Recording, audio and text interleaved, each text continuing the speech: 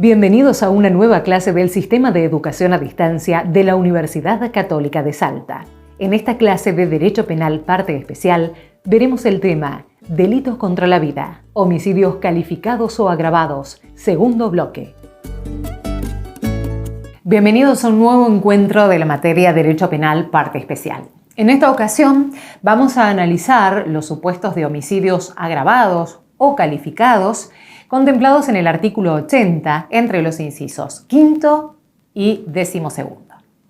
Bien, recuerden entonces que la agravante en estos supuestos estaba dada por el vínculo, la causa o el motivo, el medio de comisión, y en adelante analizaremos aquellos supuestos que además, y en lo que aquí nos importa, han sido objeto de una regulación muy reciente. Bien. Vamos a analizar ahora el inciso quinto del Código Penal, el artículo 80, inciso quinto, en virtud del cual se penaliza agravada la figura del homicidio cometido por un medio idóneo para crear un peligro común. Como se advertirá, en estos casos la mayor gravosidad del delito está dado justamente por la utilización de determinado medio. Un medio que debe tener entidad suficiente para causar un peligro común, sea a personas o a bienes jurídicos en general. Bien, estaríamos dentro de una especie de delitos contra la salud pública, pero ¿cuál es el punto de decisión entre el homicidio penalizado en el artículo 80 y los delitos contra la salud pública? Bueno, justamente la voluntad de causar la muerte. Bien, el fundamento es la dificultad de la víctima para defenderse de un ataque de la naturaleza y extensión indiscriminada de los daños a terceros extraños o a bienes ajenos. Por ejemplo, una persona rodeada por un incendio provocado o por una inundación o por una explosión provocada justamente a partir de la deliberada voluntad del autor.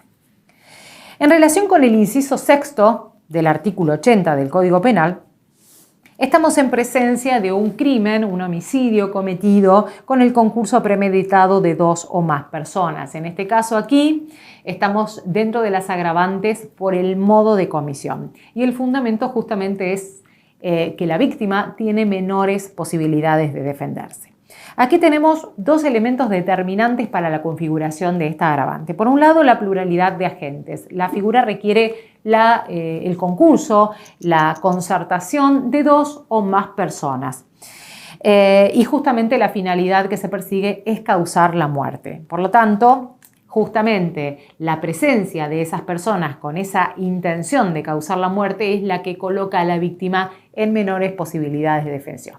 El siguiente elemento decisivo, fundamental para la configuración de esta agravante es la premeditación, es decir, el previo acuerdo a los fines de causarle la muerte al sujeto pasivo. Es una confabulación en este sentido, ¿bien? Ahora, en cuanto a los grados de participación, las coautorías, esta figura admite tanto los copartícipes como los coautores, como los cómplices necesarios y los no necesarios también. En cuanto al inciso séptimo, podemos decir que estamos también ante un supuesto agravado por el modo de la comisión. Fíjense que el homicidio se concreta para preparar, facilitar, consumar u ocultar otro delito, o para asegurar sus resultados, o para procurar la impunidad para sí o para otro, o por no haber logrado el fin propuesto al intentar otro delito. Son 4 situaciones distintas. Es lo que conocemos como homicidio conexo o como homicidio criminis causa, sea que el otro delito sea precedente o que sea consecuente. En estos casos justamente lo que se da es una conexión. La muerte tiene conexión con el delito querido por el autor. Y la muerte es justamente el resultado que se obtiene para el logro, para esa finalidad de preparar, facilitar, ocultar, o también para asegurar la impunidad de un delito, o porque no pudo consumar el fin, no pudo lograr el fin pretendido al cometer el otro delito. Bien, entonces, por ejemplo, aquí se presenta el agente que al no poder violar a la mujer, la mata.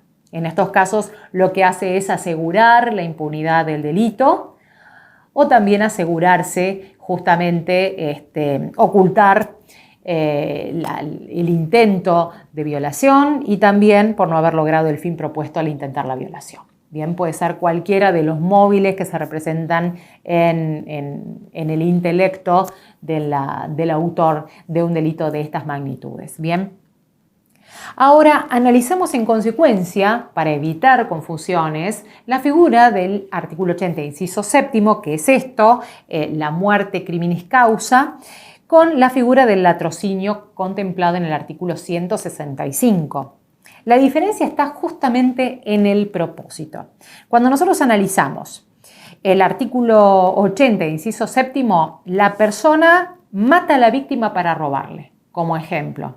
Sin embargo, en el latrocinio, lo que quiere hacer es robarle y mientras lo roba, mientras lleva adelante las conductas necesarias para obtener ese resultado, da lugar a la muerte. Esa es la diferencia, el elemento volitivo del autor, el ánimo del autor, y es justamente lo decisivo para cambiar la aplicación de una figura o de la otra.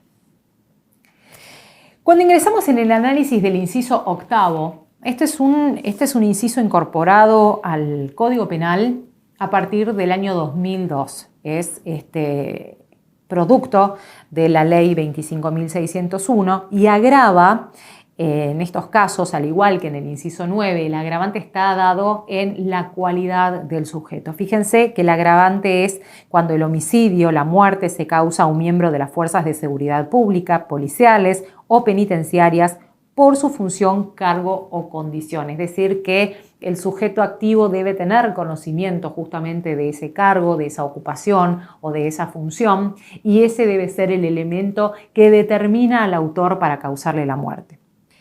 El fundamento de esta ley y de esta agravante agregada al Código Penal se da en un contexto situado entre los años 2000 y 2002 a partir de un crecimiento en el número de víctimas de individuos pertenecientes a las fuerzas de seguridad causada justamente en el marco del desempeño de esas funciones.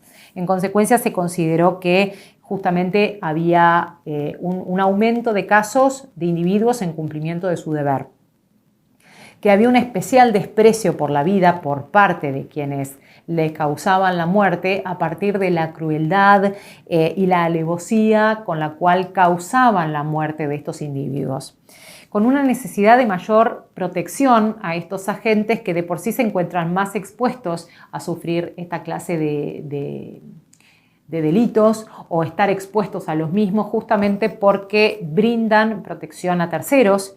Y también desde una mirada de las teorías de prevención general, de esta forma, el agravamiento de las penas para los crímenes cometidos en estas circunstancias, cuando el sujeto pasivo detenta determinada investidura, podría resultar como un elemento disuasorio para justamente evitar la comisión de similares conductas en adelante. Estos son algunos de los fundamentos que se reflejan hoy en el texto de la ley 25.601 del año 2002 y que entonces se incorpora como agravante en el inciso 8.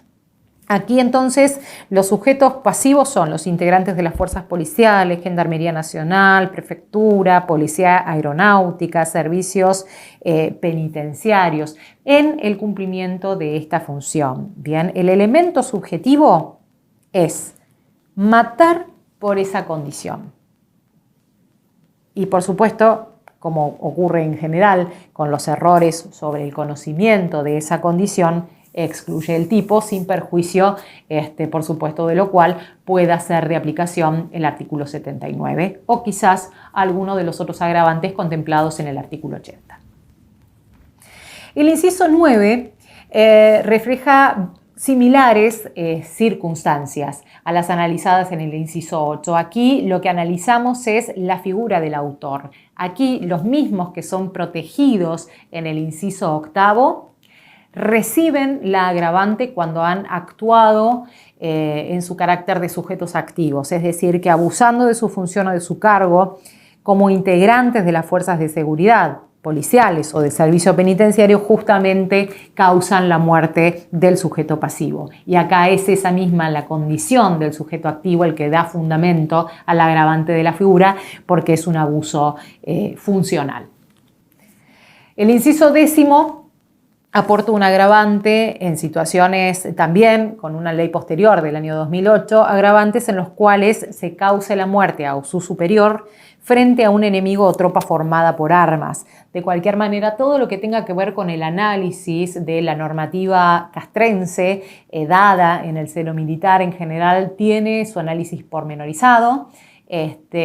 Históricamente la doctrina y luego la jurisprudencia y luego la ley han tratado de limitar aquellos supuestos en los que resulta de aplicación el Código Militar por tener un tratamiento mucho más estricto, mucho más gravoso y restringido en términos de debido proceso que el juzgamiento que pueda darse en los senos de los tribunales ordinarios o comunes. Pero bueno, esto es un agravante producto de la Ley 26.394 del año 2008. A continuación, resta el análisis de los incisos 11 y 12 del artículo 80 y sobre ellos quisiera centrarme un poco porque son, al igual que la reforma que surgieron, que se refleja en los incisos 1 y 4 del artículo 80, son el producto de la sanción de la Ley Nacional 26.791 del año 2012. Como todos sabrán, a partir de esa ley se incorpora a nuestro ordenamiento jurídico positivo la figura del femicidio. Bien, este femicidio que tiene como fundamento causar un sufrimiento especial, específico y dirigido a una determinada persona. Bien, ese es el elemento volitivo, para lo cual me gustaría realizar una clasificación sobre cuáles son los tipos de femicidio con los cuales podemos encontrarnos lamentablemente en nuestra realidad cotidiana. Por un lado, tenemos el femicidio familiar, que es aquel que es causado por un hombre a una mujer con la cual tiene una relación actual o pasada. Es un vínculo existente, por lo cual, como ven, esta ley impactó en el inciso 1 del artículo 80 en cuanto a que hace extensiva la agravante por el vínculo a figuras, a vínculos de pareja, relaciones de pareja que no necesariamente estaban precedidas por el matrimonio. Esta ley también impactó en el inciso 4 cuando incorpora el odio respecto de determinadas personas por su género o por su orientación sexual. De esta manera, entonces, otorga protección legal a toda situación que tenga que ver con la identidad de género o con su expresión. Vale decir, todos aquellos crímenes en el marco del inciso 4 cometidos contra una persona por ser una persona lesbiana, por ser una persona gay, por ser una persona bisexual, travesti, transexual o intersexual, ingresan dentro de la protección del artículo 80, inciso 4, y es específicamente un agravado a tenor de la ley 26.791. Y reiteramos, en estos casos no debe tratarse, no se exige para la configuración del agravante que el autor haya cometido más de un crimen. Con uno alcanza y el elemento determinado justamente es ese odio, ese desprecio por las condiciones, en este caso, sexuales o de género distintas del autor y por repeler esa condición. Luego, se suman, a propósito de esta ley, los incisos 11 y 12 del artículo 80 que se centran en la criminalización o en el agravamiento del crimen cuando se produce en un contexto de vínculos familiares o de dominación hacia el género. Bien, en este sentido, como decía, el femicidio puede ser familiar cuando está precedido por una relación actual o pasada. Puede ser no familiar cuando esa relación justamente de tipo afectiva no existe, pero el ataque se da por la condición de rechazo, de desprecio al género opuesto.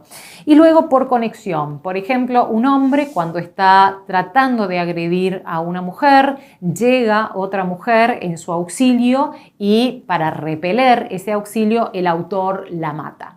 Esto sería un femicidio por conexión. De cualquier manera, cada uno de ellos, en definitiva, redunda en una causa de muerte por género. ¿Bien? Ingresando entonces en el inciso 11 del artículo 80, acá estamos ante un homicidio causado a una mujer cuando el hecho sea perpetrado por un hombre y mediara violencia de género. En estos casos no debemos apartarnos de la clara señalización que hace la norma en cuanto a quién puede ser sujeto activo, al menos respecto del inciso 11. Sujeto activo únicamente un hombre, sujeto pasivo únicamente una mujer, y el elemento volitivo tiene que estar en el desprecio, en el ataque, en la necesidad de causar un daño por su condición de género. Sin embargo, en el inciso siguiente, inciso 12, lo que se agrava es el homicidio causado con el propósito de generar en la víctima un sufrimiento, y esa víctima es alguien con quien se mantiene o se ha mantenido una relación en los términos del inciso 1 del mismo artículo, por supuesto. Aquí estamos frente a un femicidio familiar. En los anteriores, en el inciso 11, podemos estar en un femicidio no familiar o en un femicidio por conexión. En el inciso 12 se adentra a la figura del femicidio familiar, pero fíjense que aquí el inciso no hace distingos en cuanto a quién puede ser el sujeto activo y el sujeto pasivo de este delito. Con lo cual, ante ausencia de texto normativo, debe interpretarse que cualquiera que cause la muerte respecto de una persona con quien mantiene o ha mantenido una relación ingresa dentro de este agravante, sea que el sujeto pasivo sea hombre o sea que el sujeto pasivo sea mujer. ¿Bien? El fundamento aquí de este delito es castigar a la persona sobre la que se ejerce dominación. Por eso hay un agravamiento en la norma penal respecto de esta figura. Para finalizar con este tema, me gustaría hacer un breve relato histórico que de alguna manera permite plasmar cuáles son las proyecciones en cuanto a la protección vinculada a todas las cuestiones que tienen que ver con el género. Como ustedes sabrán, Argentina ha ratificado la Convención Americana sobre Derechos Humanos. En el mismo momento no solo ratificó el contenido de la convención, sino también que ratificó la competencia de los dos órganos creados en el marco de la convención: la Comisión Interamericana de Derechos Humanos y la Corte Interamericana de Derechos Humanos. Me importa esta última en cuanto a que se trata de un órgano contencioso. Argentina, al haber ratificado su competencia, queda sometida a la jurisdicción de este órgano supranacional y, en consecuencia, los pronunciamientos que esta Corte regional realice son vinculantes y de cumplimiento obligatorio para Argentina. Bien, a mayor abundamiento, en el año 1994, Argentina incorporó en el artículo 75, inciso 22 de la Constitución Nacional, le dio plena jerarquía constitucional a esta convención, al igual que a otros tratados sobre derechos humanos, ya algunos constitucionalizados e incluso dejando abierta la llave para darle la misma jerarquía a tratados sobre derechos humanos que fueran creados, suscriptos por los estados con posterioridad. Por lo tanto, luego de 1994, en efecto, se incorporaron más tratados con jerarquía constitucional a nuestro ordenamiento jurídico. Hay un caso emblemático que se vincula con la protección del derecho a la vida de la mujer y la protección que tiene que ver con la violencia de género ejercida de forma sistemática. Campo Algodonero versus México. Fue un caso de homicidios sistemáticos cometidos a mujeres de Ciudad Juárez, cuyos cuerpos jamás fueron encontrados. Sin embargo, es importante saber que la Corte Interamericana trabaja respecto de los estados, no atribuye responsabilidades individuales, no atribuye responsabilidades personales como sí lo hace el sistema jurídico penal. En sede internacional, lo que se debe discernir es si existe o no responsabilidad de los estados en cuanto a que si en el seno de los mismos se ha cometido una violación a cualquiera de los derechos humanos tutelados por los instrumentos internacionales. Bien, esta aclaración la hago porque en este caso, en Calpo Algodonero, la Corte Interamericana de Derechos Humanos abre por primera vez la llave y condena al Estado mexicano aun cuando no se pudo determinar la responsabilidad de agentes estatales en las muertes de estas mujeres, muchas de las cuales nunca aparecieron. Por lo tanto, les sugiero una profusa lectura de este precedente, que además ha sido reiteradamente sostenido por la Corte, a los efectos de que ustedes puedan concebir también cuál es la proyección sobre este tema y en materia de género.